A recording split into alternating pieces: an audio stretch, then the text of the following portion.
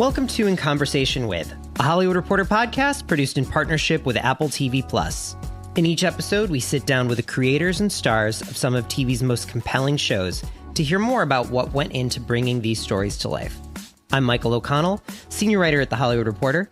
For this episode, I'm speaking with Josh Gad, the co-creator and star of Central Park, an animated musical comedy set in the famous Manhattan locale. It has a cast of Broadway heavy hitters, including Kristen Bell, Titus Burgess, Daveed Diggs, Kathryn Hahn, Leslie Odom Jr., Stanley Tucci, and of course, Gad himself. A quick note, I spoke with Josh before he, Kristen Bell, and the rest of the Central Park creative team decided that Kristen, who is white, would no longer voice the biracial character Molly after the first season. Josh, thanks so much for joining me. My pleasure. Thank you for having me. Animation seems to have a really long runway from pitch to premiere. What was the first seed of this, and how long has it been since the idea of Central Park first germinated? About 3 years ago, I had this idea along with a buddy of mine, Kevin Larson, to do a musical set in Central Park. I've always been fascinated by Central Park in that it's sort of the great equalizer. Everybody who walks through there in this city that is so defined by class is on an even playing field, whether you are the richest man in the world or the poorest man in the world, or person rather. And I was really incredibly struck by this idea that you could do a story set in this place and allow it to sing. And my obsession with musicals is well known. I've been on the stage doing Book of Mormon, 25th Annual Putnam County Spelling Bee, and of course on screen in the Frozen films and Beauty and the Beast. But I have never seen the kind of musical that I was imagining on the small screen, something that lived and breathed music, something that wasn't pastiche or that didn't feel like a show with music, but that felt like it had to sing, like the characters had to break out in the song in order to tell this story. So I pitched this to my agent, Richard Weitz, and he said to me, literally, this is his voice. He goes, "It's a really good idea. You can't do this alone. You got to take this to somebody better. What about Lauren Bouchard?" And I said, "Oh my God, you kidding me? The creator of Bob's Burgers. I'm obsessed. He's never going to do this. Let me set you guys up on a meeting." So he sets me up on a meeting with Lauren and his partner, Nora Smith, and they sit there and they listen to my 3-minute pitch, which was basically show Central Park musical. And they go, all right, well, yeah. And I couldn't believe it. I was like, I have nothing more to offer. But lo and behold, they took the journey with me. And I am so grateful for that because, the feedback has been exactly what I had prayed for, is that you have this thing that we created to not only be a love letter to New York, but a love letter to passion, a love letter to perseverance, and just a bright light in a world that so very often, and especially now, finds itself oftentimes in enormous darkness. So that is... that was about 3 years ago since we started that journey, and here we are. To your point about shows with music versus musical shows, Bob's Burgers is very much, I feel, a show that has musical elements to it, but it doesn't really define the show. And so I went into this expecting that, and it's completely different. Like, these musical numbers are so much more theatrical. Who's the writing team behind the songs, and how are you approaching the musical elements episode by episode and sort of how they fit into the narrative? So I had a very strict philosophy going in. When Lauren and his team first heard that I wanted to do an average of 4 songs a show, they almost threw me out of their office because that's unheard of from a production standpoint. But I really believed that it had to fully commit. Otherwise, it would just sort of be like anything else. And in order to do that, it needed somebody who would fearlessly jump in headfirst and define what the series wanted to be. And so I turned to 2 collaborators that I had worked with on the Olaf Frozen Adventure short. Kristen Anderson Lopez's sister, actually, who wrote the Frozen movies, Kate Anderson, and her producing partner, Elisa Samsel.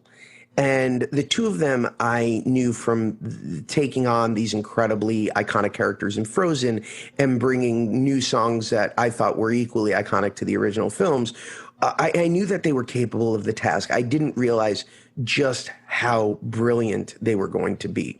So along with them, we hired a guy named Brent Knopf, who too was sort of our in-house composer, and they did the heavy lifting on the show. But I also knew that it was too difficult a task to have, two sets of composers write 40 something songs. So I knew we needed a diversity of sound, if you will. And I pitched to Lauren, what if we brought in a guest composer every episode? What if we brought in like Sarah Bareilles to do a song, or Cyndi Lauper, or Anthony Hamilton, or even our one of our stars, Daveed Diggs? What would that look like to have, our songs written in house and then Amy Mann come in and do a number? And so we gave it a shot, thinking nobody would say yes. And ultimately, here we are 2 seasons later, and we can't even slot in everybody who wants to do an episode. We've been so blessed with people who now that they know what the show is, are so eager to collaborate. What is the collaboration process like when you bring in a guest composer? Do you talk about inspirations from other musicals? How much is the actual narrative playing a part in it? And how much longer does it take to construct a half hour of this as opposed to a regular animated half hour? Oh man, it is a lot of heavy lifting. So we have an incredible music team that it does most of that work that you mentioned, led by the brilliant Frank Ciampi, who we are so grateful came to us from Crazy Ex-Girlfriend and has just been such a treasure. The only other show I can think of that's even attempted anything like this. And that's why we hired him. We were just like, okay, this space. He regrets it now. And of course, the Dacey brothers, who come from the Bob's Burgers world. So all of us will receive a script from the writing team, and then we'll go through the script based on the sort of designated spots that the writers feel organically lend themselves to songs. And they'll give us that to work off of, and then we'll give them feedback. Sometimes it'll be as simple as, we think that this spot wants to sing instead, or we think that this song is doing too much heavy lifting for the story, and we'd like it to be more of a thematic song or more of a funny song. And then with that, we get back final notes from Lauren and Nora, and then we'll hand over some form of document, including a script, to our guest composers. Like recently, we had Shaggy do a song for us, who's brilliant, and so we'll show them not only the script but also clips from previous episodes to give them a sense of familiarity with the world and the characters. Awesome. You're making this show for a relatively new platform, the first sort of big animated show. How did you envision who your audience would be, knowing there really wasn't a precedent in place? If you were to launch a show on Fox Sunday night, people kind of know what that audience is, but you were sort of starting from scratch. Who did you envision as the viewer? I have never made certainly anything on television that has felt like a true co-viewing experience. Obviously, Avenue 5 is for a very specific demographic. Things like the comedians are for a very specific demographic. So I really wanted to create something that could be watched by a 7-year-old and watched by a 17-year-old and have something to offer both. And frankly, I thought that Bob's Burgers really it manages to achieve that so that everybody has something to enjoy. It is not an easy task to launch on a platform that is still finding itself and still being defined in the early days of this sort of Wild West frontier where everybody has a platform out there. It probably would have been a safe bet to do, as you said, to go with a pre-existing, format like a Fox or a Netflix. But the truth is Lauren and I were sort of really intrigued and excited about defining a new space, excited about not only finding a new audience, but bringing a new audience to our partner in Apple and creating from scratch, like Fox did in its earliest days with The Simpsons, a new audience that would define what the show is. You've done so much voice work in your career, but I imagine this is the first time you've been as intimately involved in the process. Oh, yeah. What have you learned about animation and the sort of specific assembly of it that surprised you?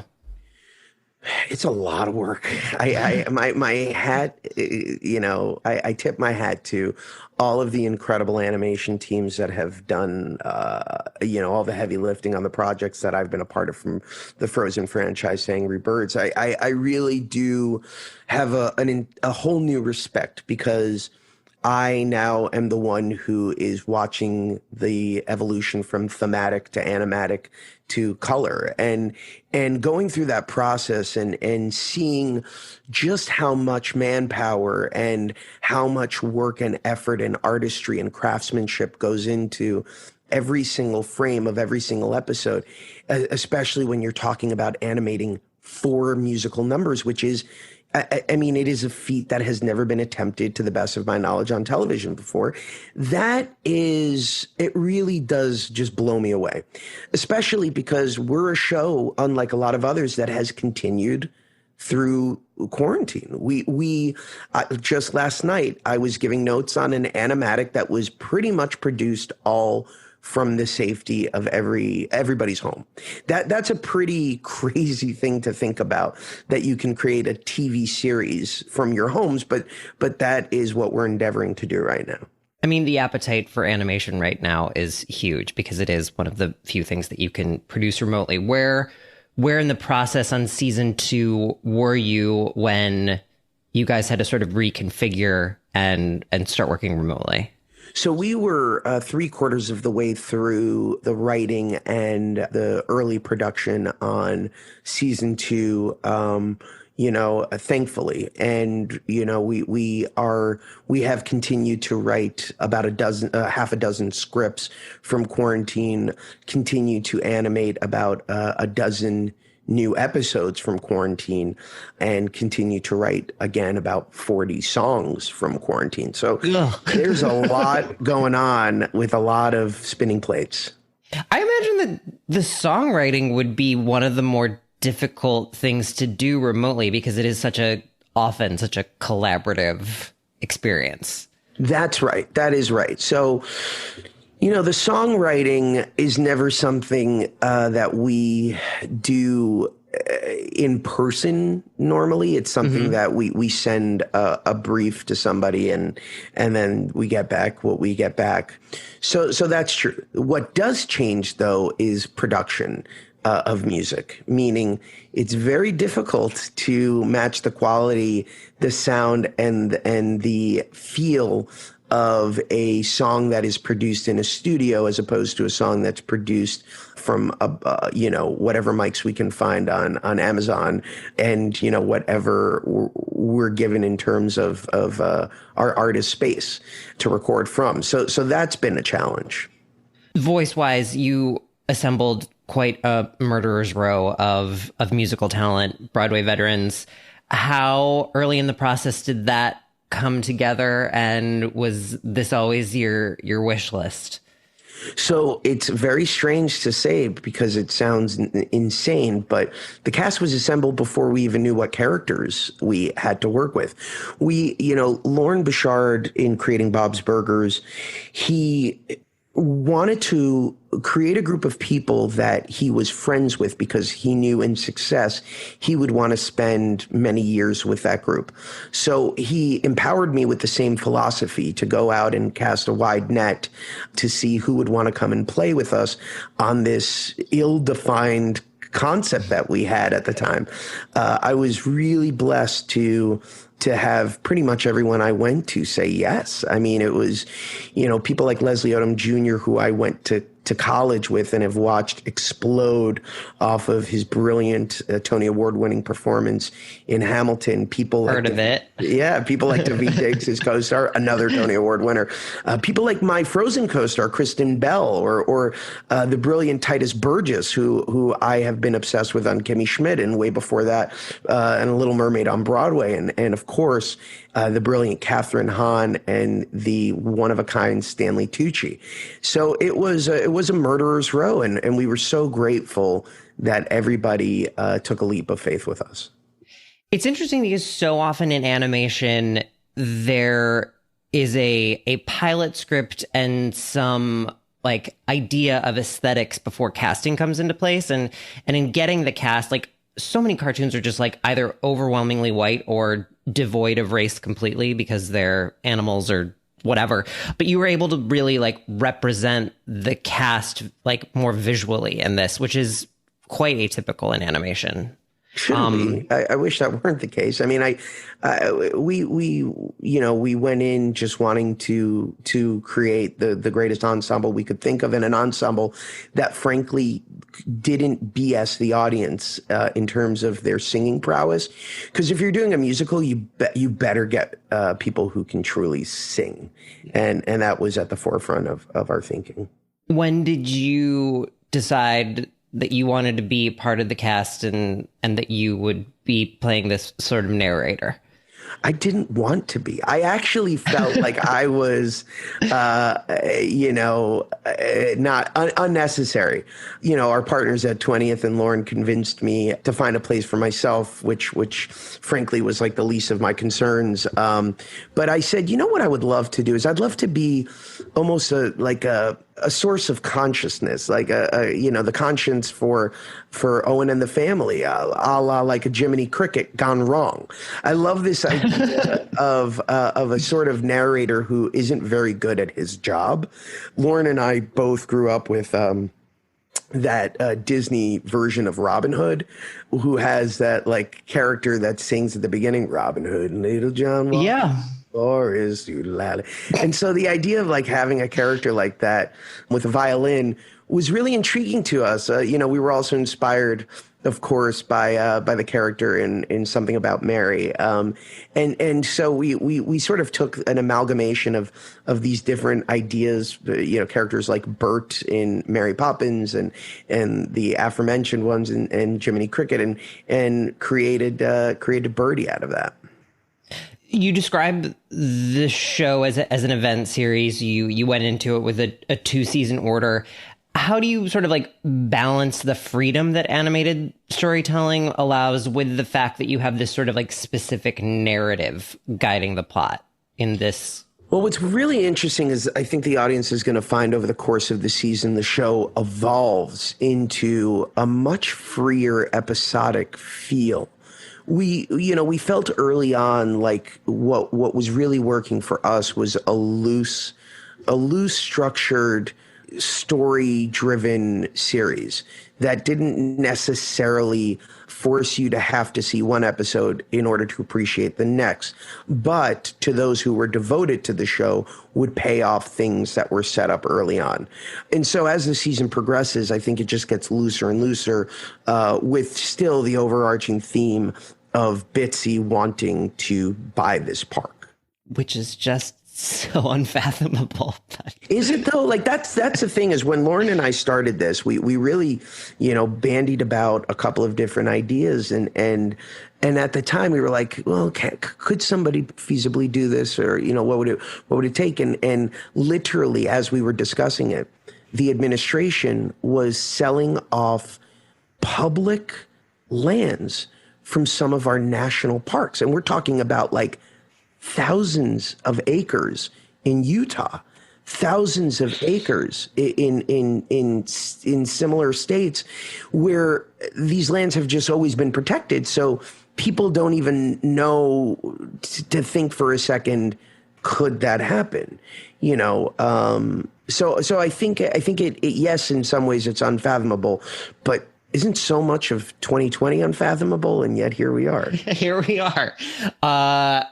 How much of the sort of like politics at play about the contract with the park is at all founded? I'm just curious in any real life relationship in the city of New York. Well, what's funny is Lauren is the greatest devotee of fact-driven writing I've ever seen. He forces our writers to do more research than a thesis writing grad student.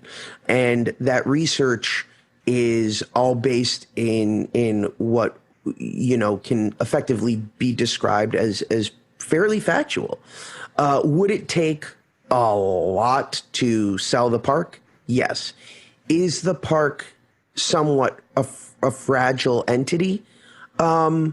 Yeah, probably a little bit. I mean, like anything that's driven by bureaucracy and red tape, I think there would be such outrage, frankly, if Central Park were sold to build private properties. But it is in some effect based on this truth that the Central Park League depends on money.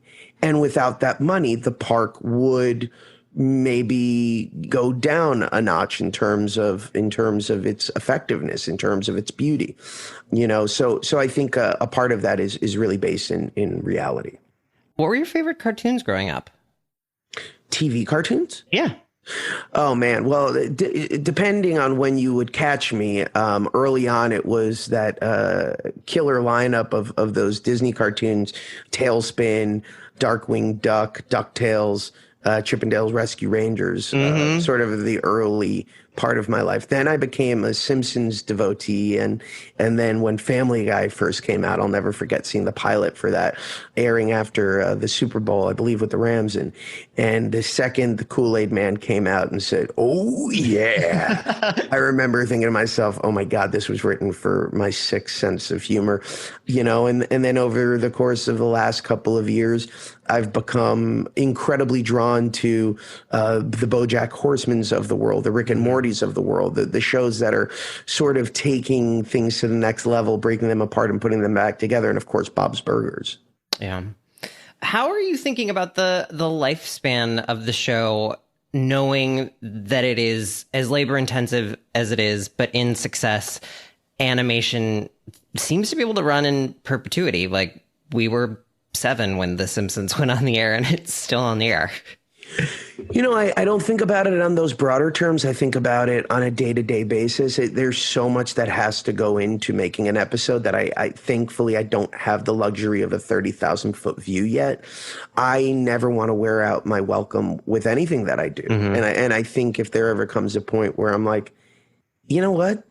There's no reason for the show to exist anymore. Lauren and I would both probably be the first to say, pull the plug. Having said that, I am so excited by the amount of stories and the amount of potential that the series has right now. The amount of potential not only for storytelling and for character development, but also for musical experimentation, to sort of see how far we can go beyond what's imaginable, how far we can take different genres and sort of create different sounds that you may not usually associate with a musical. Where would you say your passions really lie right now? Doing more producerial work, like, is your heart in performance, or do you sort of have the bug right now of having more power and more like big picture thinking? Well, if asking me in this particular moment when I'm stuck in my home and working from quarantine, I would say creation is my greatest asset, right? Yeah. Like the power to create, whether it's this animated series on Apple or something like Reunited Apart, my series that I created on YouTube to raise money for various charities. That is where my passion lies today. If the virus disappeared and I could go back to doing what I do, I would step away immediately and get in front of the camera and perform again, because it is my lifeblood. I mean, that's what I feed on, and that energy can never be replaced. So, it's really a product of my surroundings and the environment that I'm presented with. But you were excited and hungry to like be creative in this time and not just sort of go into the fetal position. No, I started in the fetal position and I was like, what the hell is wrong with you? I was really bummed because I would go into my daughter's school every day and read, or every Friday, and read a chapter from Harry Potter. And that first day where we found out we were going to have to shelter in place, I was pissed. I felt robbed of that opportunity. So I got on Twitter, and I taped myself reading books to kids, and it felt like I was of use, right? It felt like I could do something to give people a break from the heartbreaking reality that we were all confronted with. So, that to me is the power of creation right now. And yes, I feel very blessed to be able to be on that side of things and continue to develop new things that are going to be a product of this moment. Do you feel that this sort of like direct access between talent and creators and viewers and the general public is going to linger beyond this? What do you mean? Like reading stories on Twitter to kids, like something that would have been kind of unheard of 5 months ago. I think we're a product of the circumstances that we're dealt with. So I think, right now, I think it makes more sense to do things that connect you with your audience at home, because that's really one of the only outlets we have as creators to entertain, to get a message out, to give people an emotional journey. Yeah. We're going to do a lightning round before I let you go. Oh. If you had to quarantine with one of your Central Park co-stars, who would it be? Kristen Bell. Okay. If you had to give one sort of like big cultural recommendation out of this time, sheltering in place, TV show, movie, podcast, book, what would it be? Just read an amazing book that'll give you a sense of hope in the world again, called The Overstory. It won the Pulitzer Prize. It's by Richard Powers. An amazing book, and, just reminds you of the beauty and the fragility of life. No one will be able to know this because they can't see it, but you did just immediately grab that book and show it to me. It was like, I always have it at hand perfect when somebody asks me to answer a question like yours, even though I haven't really read it. I just like to show it off. What's one way that your life has improved, being stuck at home and slowing down a bit? 100% being with my girls. I have to travel a lot. I have to be away a lot for work. And the silver lining, I'll call it the gold lining, is that I'm getting to spend morning, afternoon, and night with my two daughters. And that to me has been irreplaceable. That's lovely. Josh Gad, thank you so much for joining me. This was a thrill to be able to sit with you and talk to you. Thanks for having me on. That's it for this series of In Conversation With. Be sure to check out Central Park and all of the series we've discussed on Apple TV+.